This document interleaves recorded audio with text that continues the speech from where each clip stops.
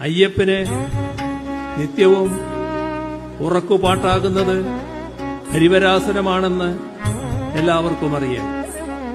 ആ കൃതി ചിട്ടപ്പെടുത്തിയത് നിരീശ്വരവാദിയായ ദേവരാജൻ മാസ്റ്ററാണ്. അത് ആലപിച്ചതാകട്ടെ ജന്മം കൊണ്ട് ക്രൈസ്തവനായ യേശുദാസുമാണ്. സന്നിധാനത്തിലേക്കുള്ള യാത്രാമധ്യേ അയ്യപ്പ ഭക്തന്മാർ തൊഴുതു നീങ്ങുന്നത് വാവർ നടയിലൂടെയാണ്. വാവറാകട്ടെ ഇസ്ലാമാണ്.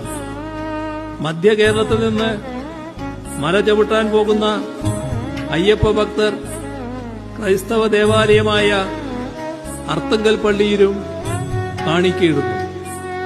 ഇങ്ങനെ സർവധർമ്മ സമഭാവനയുടെ പ്രതീകമായി